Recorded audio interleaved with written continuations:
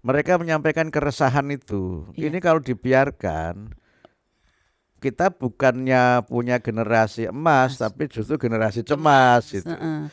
14 tahun lah di kementerian, jadi Iya, iya. 12 tahun di badan akreditasi, 2 tahun di badan standar. Jadi tahu saya situasi di lapangan. Jadi ketika hasilnya seperti Mhm, itu, mhm. saya sih tidak kaget-kaget amat.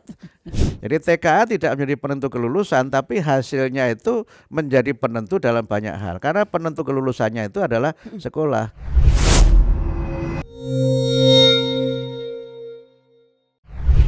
Assalamualaikum warahmatullahi wabarakatuh. Terima kasih untuk Anda para pemirsa YouTube RRI Pro 3 di Pro 3 Siniar. Saya kembali lagi hari ini ya di di bulan-bulan Ramadan ini ternyata tamu-tamu saya cukup spesial. Jadi kalau kemarin kita udah berbincang ya bersama dengan satu sosok yang luar biasa. Nah, sekarang ada lagi nih. Ini jadi jadi panutan juga nih khususnya untuk para pelajar, untuk para guru karena beliau beberapa tahun terakhir ini membawahi Kementerian Pendidikan Dasar dan Menengah.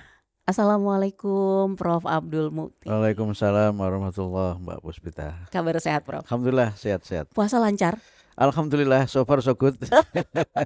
Beda lah kalau ulama juga ya karena biasanya justru malah lebih banyak dakwah ya, Prof ya. Iya biasanya begitu sebelum jadi menteri, setelah jadi menteri ya Dakwahnya beda bentuknya. Ya, Prof. ada yang beda. Kalau sebelum jadi menteri kan saya banyakkan ceramah. Mm-mm. Ini selama jadi menteri saya usahakan malah nulis. Jadi tetap saja memberikan ya pencerahan kepada masyarakat dalam masalah-masalah keagamaan terkait puasa, tapi bentuknya tulisan. Oh, tapi kalau bulan Ramadan ini kegiatan tuh Prof sengaja kayak dikurang-kurangin atau mungkin kegiatannya ada yang berbeda atau sama aja malah lebih sibuk apa gimana nih, Prof? Normal sih, kecuali olahraga. Olahraga. Biasanya rutin olahraga? Ya kalau nggak puasa paling nggak jalan pagi itu masih rutin gitu. Kemudian seminggu sekali masih badminton saya di kantor sama Iya, iya, teman-teman iya. gitu. Tapi selama puasa ini jalan paginya belum lagi, pada sudah hampir separuh puasa. Tapi makan gorengannya terus. Tapi agak rutin tapi dibatasi ya. Tapi itu memang benar makanan kesukaan, Prof. Ya itu karena kebiasaan masa kecil ya. Tapi sudah jauh dikurangi karena ya berbagai alasan kesehatan ya. Iya. Tapi Prof Abdul Mukti ini lahir di Kudus ya, Prof ya? Ya. Di Jawa Tengah begitu. Ya. Dulu masih ingat gak Prof kalau waktu masih kecil gitu puasa Ramadan itu ngapain aja nih biasanya soalnya kalau di daerah-daerah itu lebih unik pengalamannya nih, Bro. Iya kalau saya kan memang tinggal di Kudus yang masyarakatnya religius ya, dan ada banyak pengalaman yang memiliki pengaruh besar terhadap pembentukan karakter saya secara pribadi. Kalau Ramadan itu kan kegiatannya ada 4 biasanya yang rutin gitu. Jadi kan sekolah libur kan. Iya, Jadi iya. dulu kan sekolah libur full kan. Iya. Kebetulan saya juga belajarnya di Madrasah Ibtidaiyah. Jadi libur full selama Ramadan itu. Kegiatannya pertama ya tentu tadarus ya. Tadarus yang sifatnya individual gitu, dan bapak saya itu memberi saya motivasi kalau nanti Ramadan itu khatam 30 juz saya beri hadiah gitu. Nah, sehingga saya berusaha semaksimal mungkin supaya one day one juz istilah sekarang itu. Iya. Satu hari satu juz gitu. Kemudian yang kedua tetap saja berkegiatan bersama teman-teman sebaya, terutama kalau sore itu ada istilahnya itu kalau orang Jakarta menyebutnya ngabuburit. Iya. Kalau di Kudus itu istilahnya itu nunggundul gitu, nunggundul. Tunggu beduk gitu ya. Jadi justru kalau di kami kalau maghrib itu tidak pakai beduk. Oh. Ya pakainya kentong biasa seperti maghrib itulah, Iya. itu dari kentong beduk itu. Tapi istilahnya nunggundul. Ndul itu begini Mbak Puspita. Jadi kami tuh keluar ke kampung itu, keluar pinggir kampung. Itu di daerah tertentu di Kudus itu ada yang nyalakan petasan tapi gede. Iya, iya. Oh, itu suaranya ngagetin. Apalagi saya pernah di Jepara kan, Iya. hampir sama kan itu. Nah itu di situ kita nunggu sambil siap-siap itu biasanya bawa air putih sama tebu, ya, tebu yang sudah Oh iya, dikupas, iya, udah iya, iya, dikupas. tinggal di Nah itu nanti kita kan belum banyak media komunikasi yang canggih seperti sekarang kan. Jadi kalau itu kami selalu ikut itu selalu urutannya itu nunggu di ufuk gitu, di ufuk timur kan. Jadi itu betul di daerah agak timur. Ah, Saya tahu tuh di daerah Ngembarjo namanya. Itu sama-sama di Kudus tapi daerah agak timur gitu. Nah itu nanti kalau ada kelilip, kemudian ada ini keluar asapnya, kelilip, kerempul, pul. Jadi urutannya begitu. Dan kami ini berebut siapa yang melihat duluan gitu. oh, Nah, tapi suara mesti terdengar, mhm, mhm, tapi kelilipnya itu kan enggak nggak itu. kelihatan, Nah, itu kami alami aja karena masih anak kampung ya. Lama-lama kita tahu kan. mhm, mhm. Kelilip itu kan sebenarnya merconnya sudah Iya, meletus, iya, ya kan? heeh. Nah, pul itu artinya asapnya mengepul, nah baru suaranya nyampe gitu. Iya, iya, Belakangan setelah kita tahu fisika gitu kan kaitannya dengan kecepatan suara sama kecepatan cahaya mhm, kan. mhm. Jadi kecepatan cahaya itu kan lebih tinggi dari kecepatan suara sehingga cahayanya sampai dulu, kemudian Suara, suaranya belakangan iya. gitu. Itu kalau sore gitu, Mbak. Oh, Nah, kalau malam itu biasa tarawih sama tadarus tapi yang komunal ya, yang iya, iya. bareng-bareng gitu. Jadi istilahnya itu semaan gitu. Oh, Istilahnya semaan jadi tadarusan. Kami saling membaca, saling mendengarkan gantian heeh, gitu. heeh. Nah, nanti kalau ada yang unik, kalau nanti ada ayat-ayat tertentu nanti kita komentar. Misalnya kalau membaca di situ dibaca Ibrahim, Mhm. itu langsung yang dengerin ini alaihissalam gitu. Iya, iya, iya, Nanti iya. kalau dibaca setan gitu kan Iya. misalnya laknatullah gitu. Iya, Jadi menjadi suasana yang rame. komunal gitu, rame gitu. Iya, iya. Kemudian yang menarik lagi itu kan kalau di kampung itu setiap kali habis tarawih kan ada makanan. Nah, ada yang unik. Jadi kalau kalau namanya kalau di kampung itu namanya medalen gitu ya. Jadi medalen itu makanan yang dikirim oleh masyarakat digilir nanti ditaruh di tampah Iya. gitu. Nah, makanya bareng-bareng, makanya bareng-bareng gitu. Ya kadang-kadang namanya anak-anak ya Iya, berebut. Namanya dapat anak-anak. banyak nggak Prof dulu? Saya karena kecil jadi nggak tahu. Nggak tahu. Iya, iya, iya, iya. Jadi di kalangan teman-teman sebaya itu saya paling kecil gitu. Saya paling kecil jadi ya sering nggak Iya, dapatnya. iya, iya. Harus legowo ya, dapat Ya, hikmahnya aja ya Prof ya ya. berarti? Nanti kalau sudah 10 hari terakhir Mhm. itu kan ada selang-seling. Nah, jadi kalau malam ganjil itu makanannya enak. Oh, Istilahnya maleman iya, gitu. Maleman itu makanannya enak itu kalau malam ganjil. oh, iya, iya. Nanti kalau malam genap itu istilahnya towong. Nah, itu nggak ada ngasih makanan. Nah, itu taruhannya sepi itu kalau towong itu taruhannya Kalau sepi. ganjil semangat. Iya kan Oh, punya iya, keyakinan kalau malam ganjil itu ada Lailatul iya, Qadar kan, iya, jadi iya, didorong banyak iya, bersedekah iya, gitu. heeh. Nah, yang keempat itu ada namanya tarhim ya, istilahnya tarhim itu baca bacaan-bacaan yang ini membangunkan orang untuk sahur, tapi setelah ada speaker, sebelum ada speaker hanya ini mukul beduk. Iya, iya, Dan iya. saya termasuk yang suka mukul beduk itu. Tapi itu nggak keliling ya, Enggak, Bro? beduknya di masjid Masjid. aja. Oh, Kan masjidnya kan menaranya tinggi di iya, kampung iya, saya iya. itu jadi dipukul Mhm, gitu. mhm, Saya termasuk yang biasa mukul itu jadi dari dua mhm. dua sisi, sini sama Oh, depan belakang. mhm, mhm, Nanti diatur bagaimana supaya saling mengisi. mhm, mhm. Kemudian kadang-kadang juga untuk bisa mukul itu ininya kentongnya kita sembunyikan dalam mukulnya. Jadi satu kebanggaan bisa mukul beduk Iya, itu iya. sampai Padahal udah direkayasa gitu.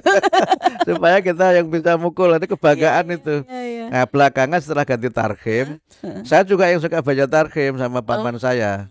Nah, jadi kalau tahu saya di rumah gitu, paman saya tuh manggil dari speaker, Mukti, ayo dong ke masjid. Terus saya ke masjid baca yang itu baca-baca tarhim. Itu panjang ya, mulai sekitar jam 3 gitu sampai nanti masuk waktu imsak mhm, gitu. mhm. Nah, itu sampai umur berapa di apa ngerasain keseruan-keseruan itu, Bro? Sampai lulus aliyah lah, lulus aliyah. Kalau sudah mahasiswa kan Iya, saya udah enggak. udah malu ya, Prof? Tidak lagi banyak di Di itu. kampung. Kalau mahasiswa Iya. kan saya sudah ke Semarang kan, saya udah mulai aktif di Semarang, pulang ya sangat jarang, sudah Mhm. paling kalau masa-masa kuliah itu pulang ya 2 minggu sekali gitu. Tapi kangen nggak sih, Prof? Kangen nggak? Ya kadang-kadang kita merindukan suasana seperti itu ya. Mm-mm. Dan itu yang mungkin tidak dimiliki oleh anak-anak sekarang ya. Iya, betul. Karena itu kedekatan dengan teman sebaya di kampung itu begitu kuat. Mm-mm, mm-mm. Nah, kalau anak sekarang itu kan saya sering memberikan catatan kan, mereka ini punya teman sekelas tapi tidak punya teman sekampung. Karena dari macam-macam itu Ya, bukan sekedar itu. Jadi begitu pulang iya, sekolah sibuk itu tidak sendiri. bermain dengan teman sebaya. Jarang kan main sepak bola dengan teman sekampung. Itu kan jarang, begitu pulang sudah langsung pegang ini kan. Handphone. Iya. Habis itu disuruh les lagi sama ibunya nyiapin TKA, ya kan? Padahal TKA nggak perlu les kan tidak menjadi penentu kelulusan dan tidak wajib. Iya, Tapi harus sungguh-sungguh juga iya. gitu. Nah, ini apa namanya lagi pada sibuk nih, apa Prof, anak-anak apa namanya Persiapan sekolah ya, TKA ya, betul. persiapan Iya, TKA iya, gitu. iya. Ini karena saya 2 putra di rumah tuh Iya. lagi sibuk juga tuh, Kelas Prof. 6 sama kelas 9. Nah, iya, lagi pada sibuk ini ya, ya. Jadi tuh tiap hari, wih ini tapi Ada cerita lucu waktu saya ke Bali, ke Singaraja kan ketemu anak-anak ini. Saya kan senam iya. anak Indonesia hebat. Jadi kalau ke daerah itu saya sempatkan untuk senam anak Indonesia hebat dengan anak-anak sekolah, bisa anak SD, SMP, SMA tergantung dari perencanaan dan penyelenggaraannya oleh UPT kami Iya. dan Dinas Pendidikan. Itu ada anak di Bali yang dia gini, Pak Menteri tolong dong kasih kisi-kisinya soal yang keluar apa gitu. Ada SD kelas 6. Iya, iya, Dia bilang, iya. kenapa sih tegang amat? Ya Pak supaya bagus Pak. Ya supaya bagus belajar yang rajin dong. Saya bilang gitu. Tapi apa fokusnya tuh Pak sebenarnya ini kita ngobrol soal ini dulu nih. Saya Iya, tahu iya, juga apa kemudian Bapak sampai mengusulkan atau mencetuskan ada TKA itu apa sih Pak? Ya pertama yang namanya belajar itu harus ada evaluasinya. Betul. Ya kan? Betul. Ya, kayak Puspita kerja di sini juga ada evaluasi. Jangan dikira jadi penyiar tuh kan evaluasi. Evaluasi Pak. Iya kan? Jadi harus ada evaluasinya. Itu di negara manapun ada evaluasi itu, bukan tidak ada. Nah, yang kedua memang ada banyak sekali masukan dari masyarakat yang memberikan catatan tentang kemampuan anak-anak kita ini yang rendah lah gitu. Ya rendah atau di bawah ekspektasi atau di bawah yang seharusnya gitu. Terutama misalnya kan suka beredar ya di masyarakat itu ada yang bentuknya video Iya. apa itu yang udah SMA ditanya 6 kali 6 tidak tahu gitu kan. Iya. Itu ditanya apa 4 kali 4 sama dengan 16. Padahal kalau dulu saya hafal mendengarkan radio itu hafal saya. 4 kali 4 sama dengan 16. Sempat tidak sempat harus dibalas. Anak sekarang itu nggak Iya, tahu. iya. Udah nggak ada yang pakai pantun itu Nggak Pak ada soalnya pantun Pak. begitu. Iya. Padahal itu kan Gitu. penting ya pantun-pantun itu. Nah, banyak yang ditanyakan ibu kota ini mana nggak tahu juga Betul, gitu. betul. Jadi memang ada banyak sekali masukan. Bahkan ada yang memang sudah mulai merasa begitu resah ya, resah dan gelisah. Kayak lagu nih, saya baru mau nyanyi. Iya, lagunya Opi Mesah ya. Iya kan tuh kan. Iya. Heeh. Itu mereka menyampaikan keresahan itu. Iya. Ini kalau dibiarkan, kita bukannya punya generasi emas, tapi justru generasi cemas gitu. Ya, akhirnya kemudian kita lihatlah bagaimana yang terjadi. Ada teman saya guru itu bercanda. Jadi sekarang ini kata dia, kalau ada murid yang kemampuannya rendah itu 10, yang ke-11 itu gurunya. Saking bingungnya guru itu Gimana itu harus mengajar gitu. Iya. Jadi ini juga problem yang sering kita lihat ya. Secara akademik misalnya UNESCO sempat meluncurkan banyak penelitian tentang schooling without learning. Iya. Gitu.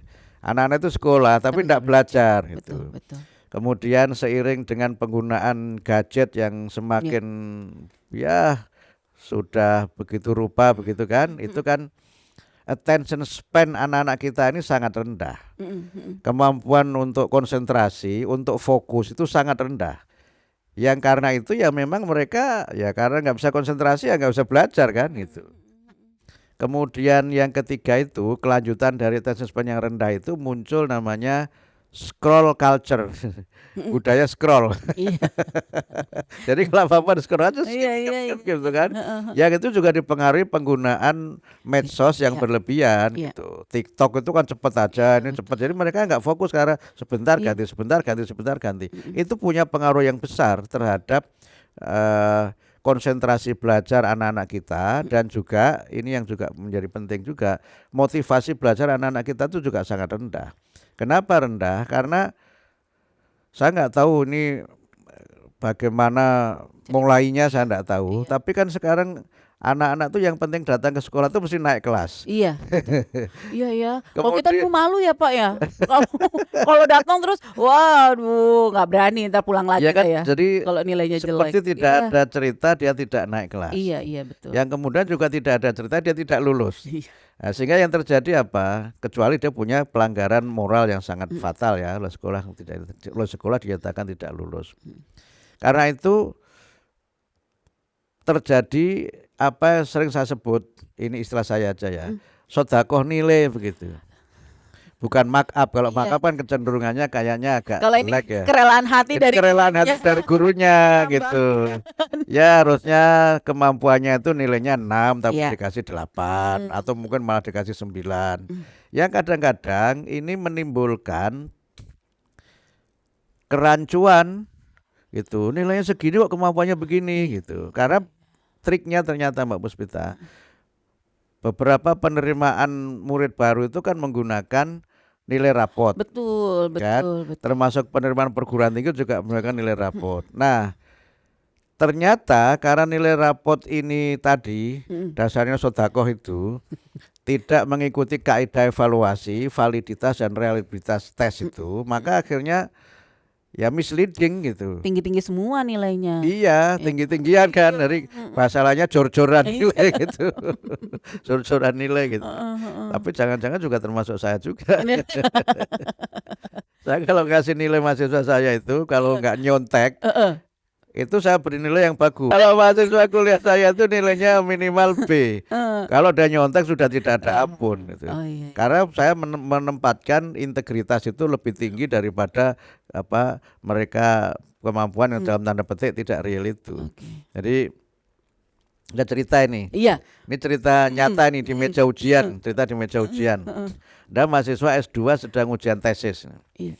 Kemudian saya tanya kan, pertanyaan 1 nggak bisa, 2 nggak bisa, 3 nggak bisa, 4 sama nggak karu-karuan.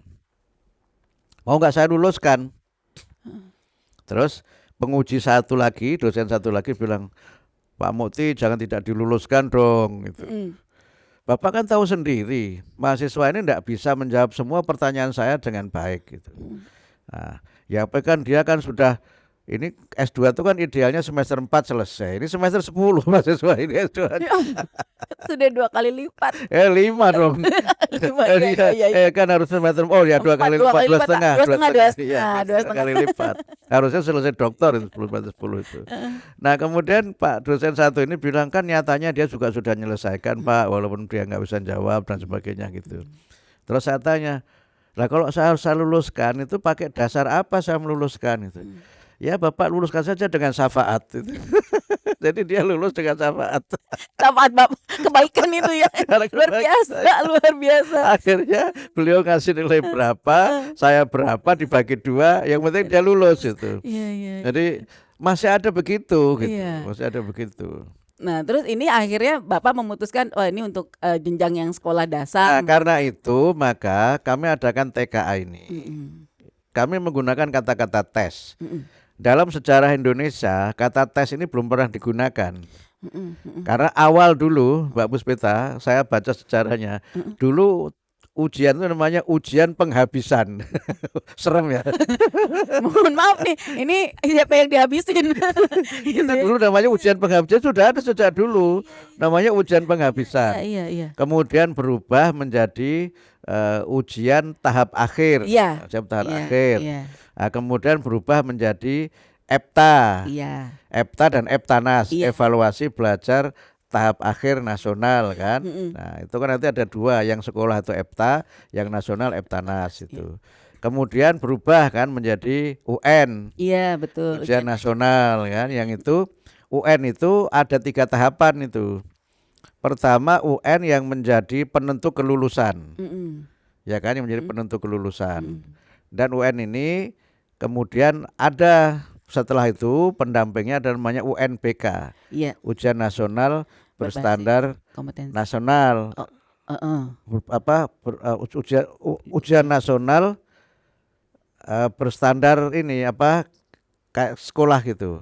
USBN namanya, sorry, USBN. Oh, Ujian sekolah berstandar berstandar sekolah. Apa namanya? nasional, ujian sekolah berstandar Kan ada nasional. UN tuh, Iya, ujian ujian nasional, kemudian ada USB ya. USB, ujian sekolah berstandar nasional, USBN. Oh. Nah, jadi karena menurut undang-undang sebenarnya yang menetapkan kelulusan itu adalah sekolah, bukan pemerintah. Mm-mm, Gitu. mm-mm, Nah, mm-mm. jadi sekolah itu buat tesnya juga ini, tapi standar sekolah. Kan Mm-mm, masing-masing sekolah itu punya kriteria ketuntasan minimal yang berbeda-beda. Nah, mm-mm, karena itu penentunya itu.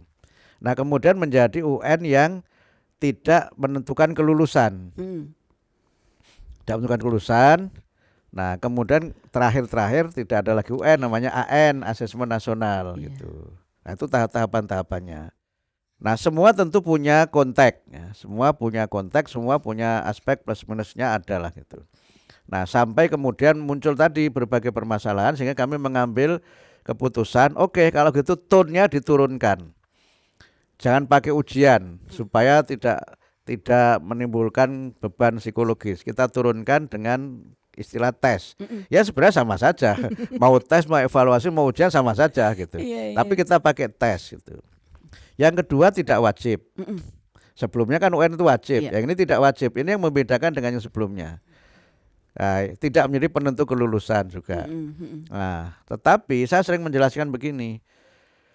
Tidak wajib, tidak menjadi penentu kelulusan, tapi tetap punya manfaat untuk meningkatkan motivasi, untuk memetakan mutu, dan untuk kepentingan misalnya mereka yang mau melanjutkan atau yang mau masuk ke dunia kerja. Mm-mm. Itu saya berikan ilustrasi dengan tes TOEFL. Iya. Mm-mm. Tes TOEFL itu kan tidak ada lulus tidak lulus kan. Iya. Jadi saya ingat waktu tes TOEFL pertama sebelum belajar itu TOEFL saya 300. 300 itu, dan saya dapat bocoran kalau salah semua pun 250. Sebenarnya udah ada angka minimalnya juga ya, Bro. Jadi Iya, iya. betapa kemampuan bahasa Inggris saya waktu itu rendah. Tapi seiring waktu saya Iya. belajar gitu, akhirnya bisa keluar negeri dengan standar bahasa Inggris yang tinggi ya. Bisa kuliah keluar negeri dapat beasiswa dengan standar yang tinggi itu. Nah, ketika misalnya tadi belajar keluar negeri, katakanlah kalau ke kiblatnya Amerika itu TOEFL-nya harus 550. Iya. Mm-mm. Ketika saya TOEFL-nya 500 bukan berarti saya tidak lulus. Ya kan? Tapi saya tidak eligible Untuk situ. untuk ke Amerika. Iya. Tapi mungkin yang 500 itu bisa untuk dalam negeri. Misalnya begitu kan gitu. Kalau yang kiblat IELTS itu kan 6,5 gitu. Mm-mm. Tapi misalnya seseorang dapat 6, bukan berarti nggak berguna itu, tapi dia tidak eligible untuk misalnya negara atau perguruan tinggi yang mensyaratkan 6,5. Tapi 6 bukan berarti nggak berguna. Nah, ini juga analoginya begitu. Jadi TKA tidak menjadi penentu kelulusan, tapi hasilnya itu menjadi penentu dalam banyak hal. Karena penentu kelulusannya itu adalah sekolah. Makanya kita tidak menyelenggarakannya di akhir. Iya. Tidak di akhir kan? Iya, Masih iya, ada lebih waktu. awal, iya, Nah, karena iya. apa? Tes itu, ini mohon maaf agak terlalu akademik ya, nggak apa-apa lah. Jadi tes itu kan ada 3. Iya. Ada namanya assessment of learning, Uh-uh. assessment for learning, Uh-uh. dan ada assessment as learning. Oke. Gitu. Assessment of learning itu adalah assessment, tes, evaluasi untuk mengukur kemampuan kita itu seberapa. Yang sudah kita capai seberapa. Itu yang pertama. Yang kedua, assessment for learning itu kita mengevaluasi, melakukan tes untuk memperbaiki belajar. Memperbaiki belajar. Jadi dengan cara seperti itu, bagian mana yang perlu kita perbaiki. Nah, yang ketiga itu assessment as learning, itu assessment sendiri bagian dari proses belajar. Itu. Nah, karena itu TKA ini fungsinya untuk 2 tadi, assessment of learning dan assessment for learning. Sehingga karena itu dengan berbagai macam capaian yang ada, kita umumkan kan? Iya. Kita umumkan dan Iya. kita sampaikan secara individual ke masing-masing murid. Sehingga nanti ketahuan kelemahannya di mana. Tidak sekedar dari skornya itu, tapi bagian mana dari masing-masing butir soal yang dia lemah. Jadi Mbak Puspita, kami di kementerian itu sekarang punya data by person ya, per orang atau mungkin by sekolah atau by daerah. Misalnya soal nomor 1 matematika. Iya. Itu ngukur apa kan sudah jelas. Yang diukur apa itu jelas. Nah itu nanti berapa yang benar mengerjakan soal nomor 1 itu. Kami punya datanya. Oke. Soal nomor 2 Iya. itu berapa yang benar. Iya. Kemudian nanti dilihat lagi nggak sekedar itu. Yang benar itu nilai akhirnya berapa. Oh, oke. Kalau misalnya yang benar ini yang nilai rendah pun benar, berarti soal itu terlalu mudah. Oh, iya. Misalnya begitu Ya, kan. klasifikasinya begitu Itu, ada. jadi kita Iya. ada analisisnya. Iya, Yang itu kita berikan input itu kepada sekolah, kepada pemerintah daerah. Itu makanya kita sebut dengan assessment for learning. Jadi tujuannya supaya bagaimana pendidikan ini meningkat. Nah, tapi untuk meningkat itu kan harus tahu bagian mana yang perlu ditingkatkan. Yang sudah baik itu kita terus pertahankan, yang masih rendah ini kita perbaiki. Tujuannya itu. Jadi bukan untuk menakut-nakuti. Iya. Nah, berikutnya tadi karena ada kaitan dengan studi lanjut itu, maka TKA itu nanti menjadi salah satu penentu jalur prestasi, penerimaan jalur prestasi akademik. Jadi yang tidak ikut TKA mungkin masih pakai rapot. Iya. Nah, tapi didampingi TKA. Karena apa? Tesnya kan nasional, jadi relatif lebih objektif gitu. Tidak ada sodako tadi itu. Jadi tesnya ini valid dan reliable. Dan tes kita ini kita standarkan dengan model tes PISA. Kan PISA kita ini rendah nih Mbak Puspita ini. Iya.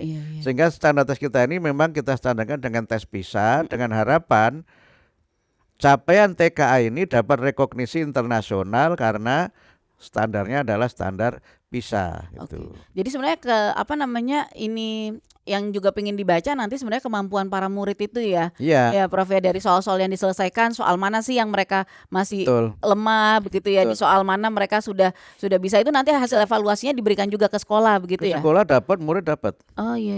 Makanya yang kita ukur adalah kemampuan akademiknya. Nah, kalau kemampuan akademik tidak menjadi penentu kelulusan. Karena kelulusan itu ditetapkan masing-masing satuan pendidikan. Iya. Nilainya dari karakternya, dari sikap sosialnya dan sebagainya. Karena sesuai dengan undang-undang kelulusan itu oleh masing-masing satuan pendidikan. Itu sengaja memang dipilih hanya matematika dan bahasa Indonesia untuk yang dasar ya? Ya, karena itu kan kemampuan dasar. Kemampuan dasar untuk bisa dikembangkan ke semua ilmu kan literasi dan numerasi. Iya. Itu kan begitu sudah SMA, SLTA nanti ada beberapa mata pelajaran pilihan di luar matematika, bahasa Indonesia dan bahasa Inggris. Nanti pada waktunya ketika bahasa Inggris sudah kita full wajibkan di SD juga nanti akan sudah ada yang minta diteskan juga bahasa Inggris. Misalnya begitu. Aduh, untung belum ya. Kalau enggak yang PR ya kayaknya belajar lagi saya. Ya, jadi bertahap. Iya. Sehingga karena itu kan soal juga tidak kita buat sangat rahasia kan. Iya. Kan sebelumnya kisi-kisi kita berikan. Betul. Sebelumnya kan nggak ada. Iya. Diberikan kisi-kisi. Soal itu misterius. Kalau dulu sampai ada yang minta bocoran. Iya. Dulu sampai pokoknya ditulis itu Pak di amplopnya ya. Sangat rahasia. Itu dokumennya untuk yang pada saat dibuka, tapi jangan-jangan sebelum sudah dibuka juga. Ya Prof Mufti mah suka begitu, suka dibocorin loh, padahal saya sengaja nggak ngomong. Ya kan kita sama-sama tahu ya begitu.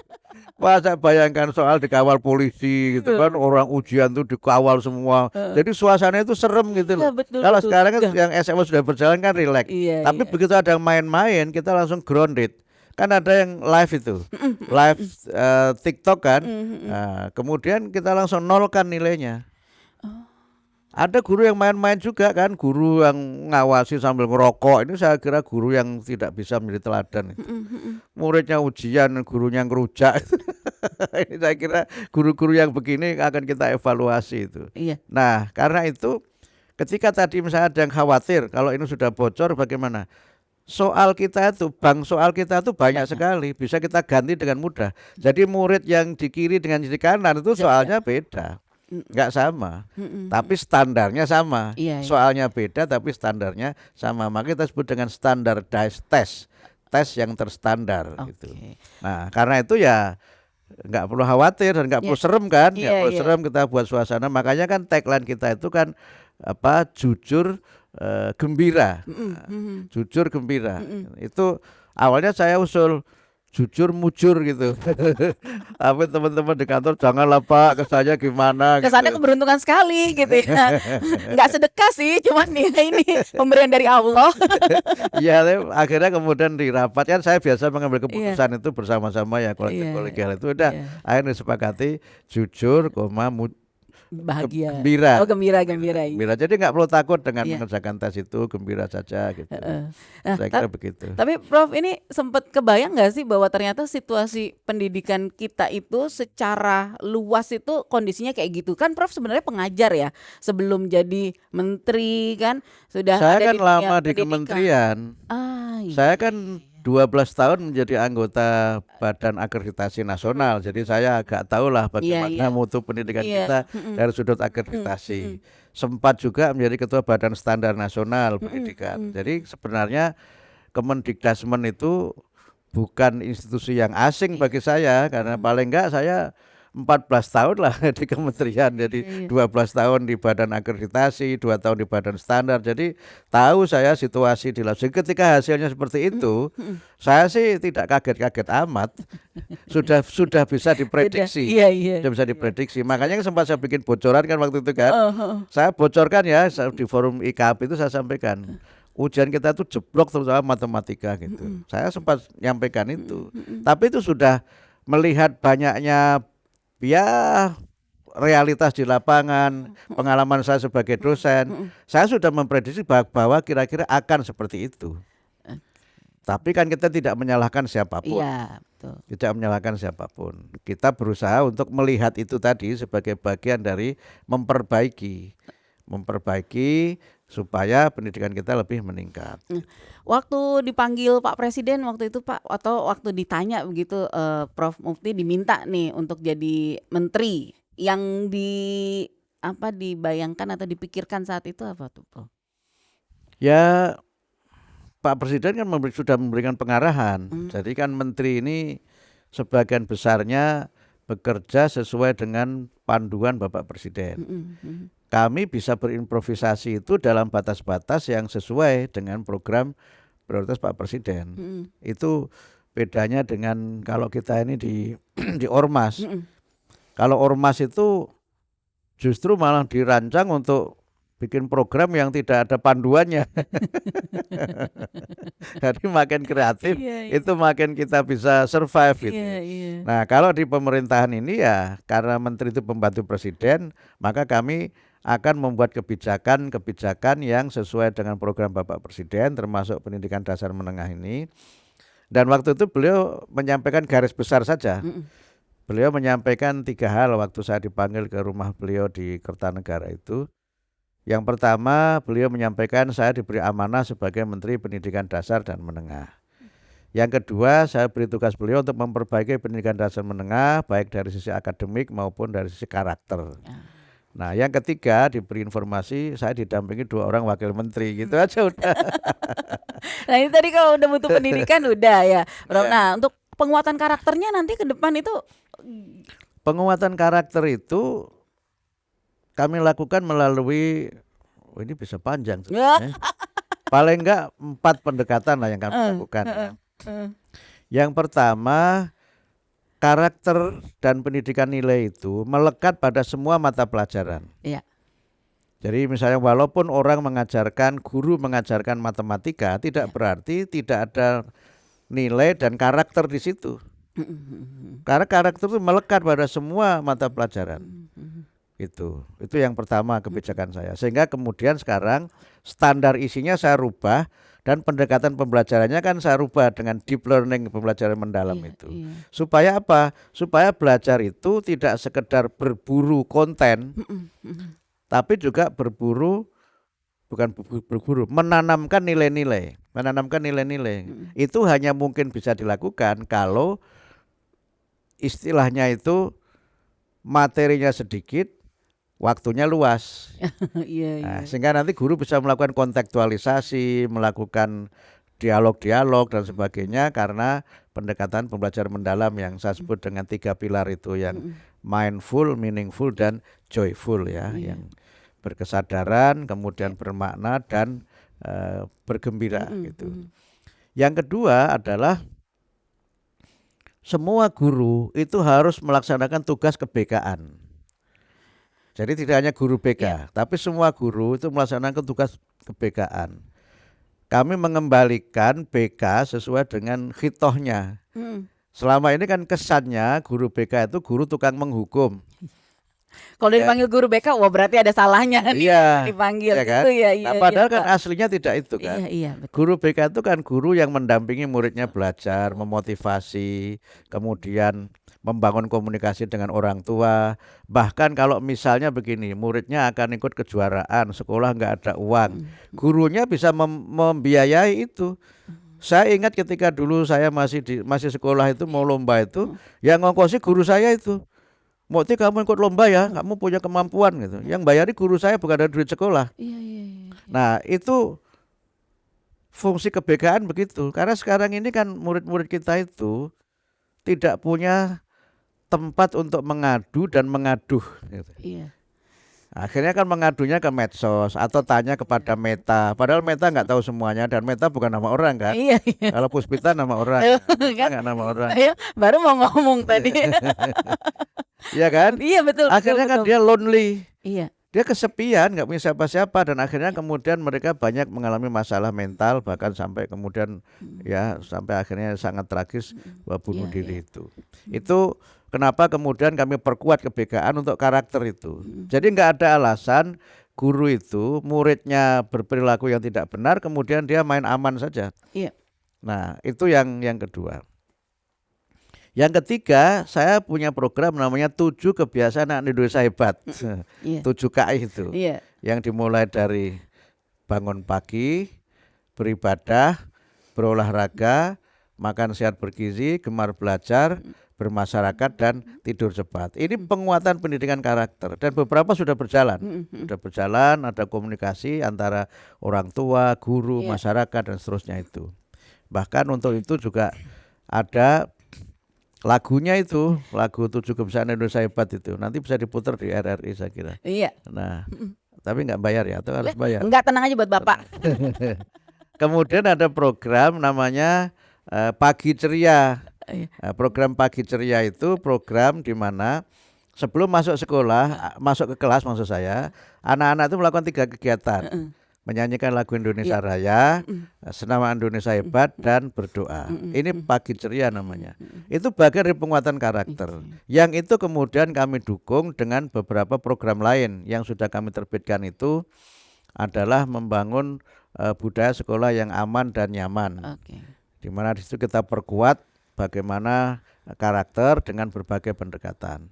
Kemudian baru saja kami terbitkan juga tentang ini upacara untuk membangun nasionalisme yang di situ dibacakan 5 ikrar pelajar Indonesia sebagai penerjemahan dari 5 pesan Pak Presiden untuk anak Indonesia itu. 5 itu pertama beriman bertakwa kepada Tuhan Yang Maha Esa, kemudian yang kedua itu mencintai menghormati orang tua dan guru, kemudian yang ketiga belajar dengan baik, yang keempat rukun dengan teman, yang kelima mencintai tanah air Indonesia. Bahkan untuk ini saya sampai sama Mas Dwiki Darmawan sampai menciptakan lagu. Oh, ada lagunya lagi. Ada judulnya Rukun sama Teman.